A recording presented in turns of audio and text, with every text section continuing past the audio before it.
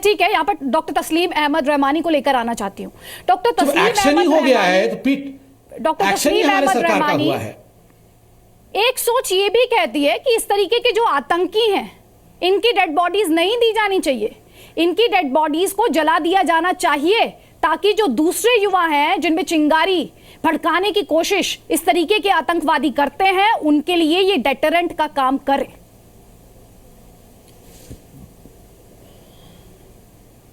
मुझे मालूम नहीं है किन लोगों की सोच है, लेकिन ये एक मुल्क एक दस्तूर के तहत चलता है, कानून के तहत चलता है, और कानून इंसाफ पर मबनी होता है, और कानून इंसाफ करता है, और कानून इंसानी हुर्मत का एहतराम करता है, इंसानी बॉडी का एहतराम करता है।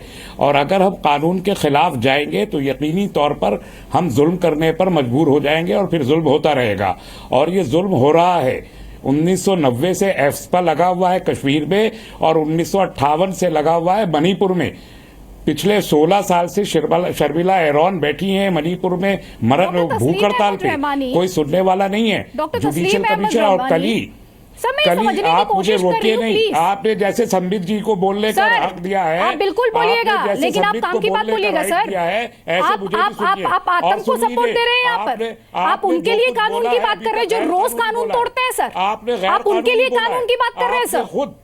सर आप कानून की बात उन लोगों के लिए कर रहे हैं जो कानून तोड़ते हैं। क्या आप उन शहीदों के परिवारों से मिले सर जो ऐसे आतंकियों की गोलियों का शिकार हुए सर? आप मिले हैं सर उनसे? आप श्रीनगर पुलिस के उन कर्मियों के परिवारों से मिले हैं जिन्होंने अपना बलिदान दे दिया हिफाजत के लिए सर? आप किससे मिली है? आप किससे मिली है? सर जी न्यूज अगर आप देखते हो लगातार हमने उन शहीदों के परिवारों को दिखाया है, उनकी तकलीफ, उनका गम दिखाया है सर, हो जाएगा उनका गम दिखाया है लगातार, और इसीलिए हम सवाल खड़ा कर रहे हैं। आपके हिसाब से आप मुझे बताइए अमेरिका ने क्या किया था उसामा बिन लादेन की बॉडी के साथ? इनकाउंटर की इजाजत नहीं है डॉक्टर रहमानी, इस देश में किसी की इनकाउंटर की इजाजत नहीं है। आप संबित पात्रा को बोलने की इजाजत देंगी? मुझे नहीं देंगी, मैं जानता हूं आप मुझे नहीं बोल, आप मुझे सुनना बर्दाश्त नहीं कर सकती, इसलिए कि आपको खुद कानून का पता नहीं है, आपने खुद गैर कानूनी बात की है। आप सारे एनकाउंटर्स को जेन्युइन कैसे करार दे सकती है? कोई आतंकवादी हो या ना हो, डॉक्टर रहमानी आप अपनी कॉन्स्टिट्यूएंसी को एड्रेस कर लीजिए सर। 10,000 से लेकिन अगर आप बर्दाश्त नहीं होते लोग, तो माफी के साथ आपको बता रही हूँ, अगर आपको सुनना बर्दाश्त नहीं होता साहब तो आप इस पैनल में बैठे नहीं होते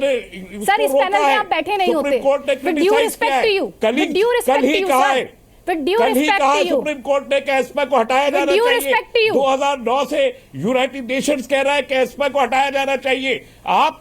आप पूरे की पूरी व्यवस्था नाकाम हो जाती है अगर 60 साल तक आर्मी को इतने ज्यादा इख्तियारात दिए जाएंगे कि उसको पुलिस को हवाले करने तक के लिए कोई टाइम बाउंड, उसको कोई जवाबदेही नहीं है। वो जिसको जब चाहे गोली मार सकती है और उसके ऊपर कोई मुकदमा कायम नहीं होगा। और 60 साल तक, ये 1 साल 2 साल 6 महीने कुछ हो, यानी 60 साल कंटिन्यूअस अगर ये इख्तियार दिया जाएगा आप तो रहमानी साहब को शायद मुझसे बेहतर जवाब दे सकते हैं। आप वहाँ की गली कूचे मोहल्ले हर किसी से वाकिफ हैं। सुप्रीम कोर्ट ऑफ इंडिया आप शायद उन्हें मेरे से बेहतर जवाब दे पाएंगे। या तो आप उनको चुप करिए, ये रहमानी साहब किसको सपोर्ट कर रहे हैं, या उनको आप उनका वॉल्यूम बढ़ा दीजिए या कम कर दीजिए। मगर मैं आपको ये समझाता हूं, मैं आपके व्यूअर्स को समझाता हूं कि ये जो वाक्य हुआ है ये आफ्सपा से कोई मतलब भी नहीं रखता है। कहना कि आफ्सपा पिछले 26 साल से लगा हुआ है कश्मीर में, बेशक लगा हुआ है, उसकी जरूरत है, वो आप देख रहे हैं कि क्या जरूरत है। अगर आफ्सपा नहीं होता तो आर्मी जो है खुद पे खुद इस तरीके से जाकर ऑपरेशन नहीं कर पाती, उसको जाकर एक मजिस्ट्रेट के पास जाना पड़ता, उससे परमिशन लेना पड़ता, एक पर्ची पर साइन कराना पड़ता और तब ऑपरेशन के लिए जाते। आफ्सपा की निहायत जरूरी वो रिक्वायरमेंट है कश्मीर में इस वक्त, और इसके लिए मैं कभी भी किसी भी डिबेट में शामिल होने के लिए आप कहेंगे यूनाइटेड नेशंस के ऑब्जर्वेशंस पढ़िए, यूनाइटेड नेशंस के ऑब्जर्वेशंस पढ़िए, सुप्रीम कोर्ट का जज यूनाइटेड नेशंस तो आपको दुनिया भर की चीजें कहेगा।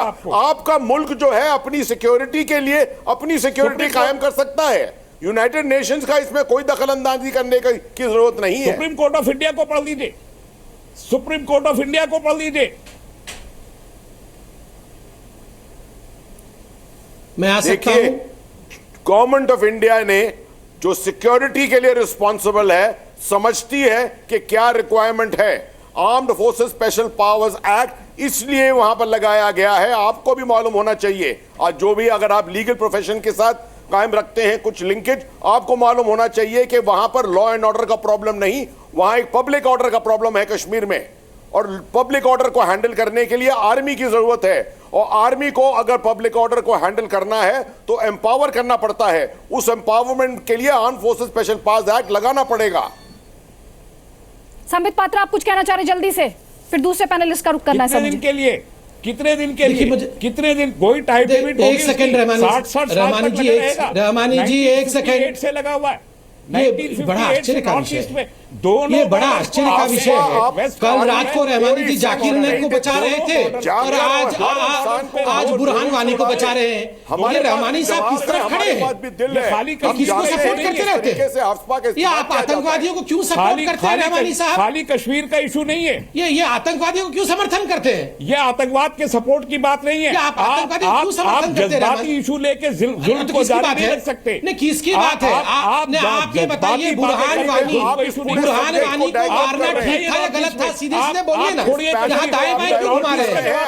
इसरात जहां को ना मारो, याकूब मेमन को मत मारो, वह बुरहान वानी को मत मारो, बस। नॉर्थ ईस्ट में क्या प्रॉब्लम है? देश को खत्म कर दो, देश को खत्म कर दो और आतंकवादियों को पालो, किसी को मत मारो। यही चाहते हैं आप? 2 किलोमीटर चीन अंदर दाखिल हो गया, आप क्या कर रहे हैं वहां पर? अरे कोई अंदर नहीं आने देंगे, चिंता मत करिए। आप ये जो पाकिस्तान की आवाज बोल रहे हैं ना, ये बंद करिए। आ चुका, आप गलत कह रहे हैं। रहमानी साहब, ये रोज शाम को पाकिस्तान की आवाज बोलना बंद कर दीजिए। क्या हुआ है? ये बड़ा कष्ट होता है हम सबको। ये हमारे आर्मी के जवान जान के साथ खेल के आतंकवादियों के साथ मिल रहे हैं। आप यहाँ पर आर्मी को बदनाम कर रहे हैं। किसकी आवाज? आप यहाँ रोक नहीं सकते। देखिए आदित्य जी, देखिए, लेकिन ये जो लोग बुरहान वानी के साथ उसको मार्टर कह रहे हैं, उनमें से एक रहमानी जी भी हैं। देखिए, आप ही के चैनल पे देखिए, आप ही के चैनल पे देखिए।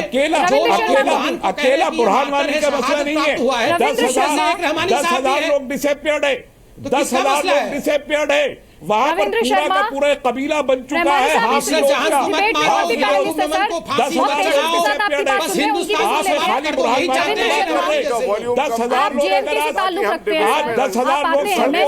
तो कोई परेशानी जम्मू कश्मीर की यूथ का आइकॉन 10,000 लोगों को टेररिस्ट ये बुरहान वानी को हीरो बनाया किसने? आप बता पाएंगे हमारे दर्शकों को? एक आतंकी हीरो बन कैसे जाता है?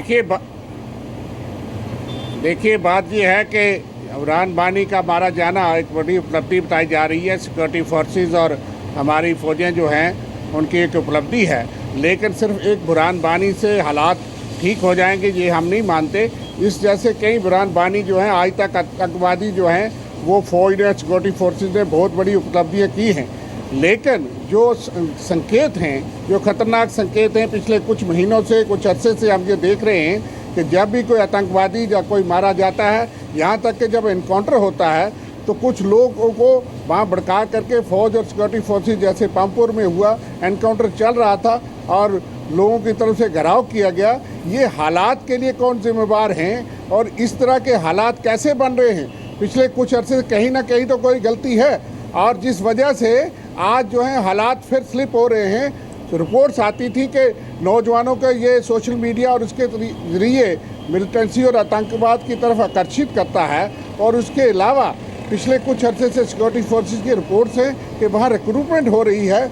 जिस तरह से आतंकवादियों के हमले सिक्योरिटी फोर्सेस पे बढ़े हैं पिछले 6-8 महीने, 1 साल में, ये बहुत ही गंभीर संकेत हैं। और दूसरी बात, आसपा की यहाँ तक बात कहते हैं, बीजेपी के हमारे सीनियर लीडर बैठे हैं, जो एजेंडा ऑफ अलायंस है पीडीपी और भाजपा जनता पार्टी का, जिसमें ये सरकार में शामिल हैं हमारे साथी, उसमें लिखा है इन्होंने कि हम आसपा पे रिव्यू करेंगे।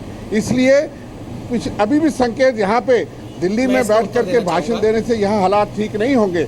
यहाँ कश्मीर वादी में मिक्स अप मैसेज ही देते हैं। कौन लोग थे जो आतंकवादियों के घरों में जाकर के रोना शुरू किया, अफसोस जाहिर करना शुरू किया, और फिर सत्ता में उनका क्या रोल रहता है? इसलिए हमारा स्टैंड बिल्कुल क्लियर है। आतंकवाद पे कोई राजनीति नहीं। आतंकवादी इस सवाल पर हम संबित पात्रा से जवाब लेंगे। रविंद्र शर्मा जी लोगों को आतंकवादियों के घरों में जवाब देंगे। राहुल जलाली साहब, सत्ता तो उन्हीं के साथ है, बीजेपी ने उन्हीं के साथ टाई अप किया है जो आतंकवादियों को सपोर्ट करते थे वहाँ। सर सवाल का जवाब लेंगे संबित पात्रा से, अभी दूसरे पैनलिस्ट हैं। कह सकता है पीडीपी का सब जवाब लेंगे। जो रोल है वो राहुल जलाली साहब में रहा है, आज उनके साथ क्या हो रहा है?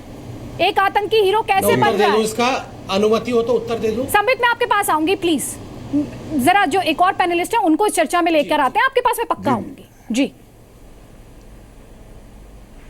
आप खुद ही देख रहे हो कि क्या हो रहा है। आप अपने पैनलिस्ट को देखिए। मुद्दा है कश्मीर में हालत ख़राब हो चुकी है, ख़राब हो रहा है, और उसे हम लोग ठीक करें, सुधारें। अभी भी ग्राउंड में कई दफ़ा डिबेट, आज नॉर्थ ईस्ट में क्या हो रहा है, आसपा क्या है, ये सब नहीं है।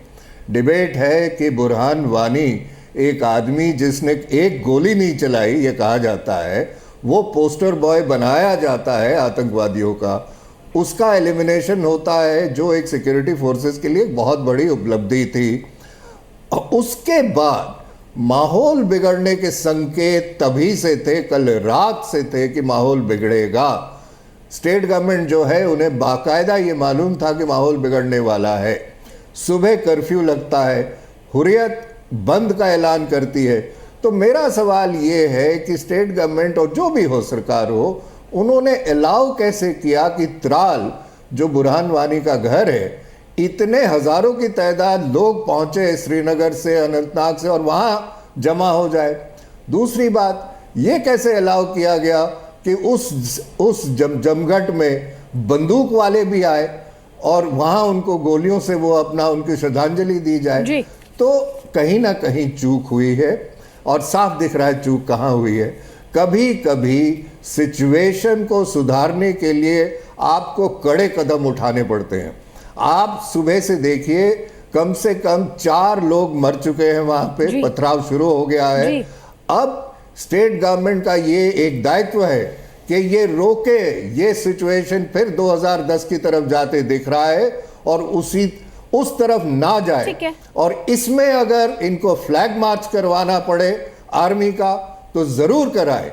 आपको सिचुएशन सुधारना है वहां पे, और उसमें अगर कड़े कदम भी लेने हैं तो ले। ठीक है सर।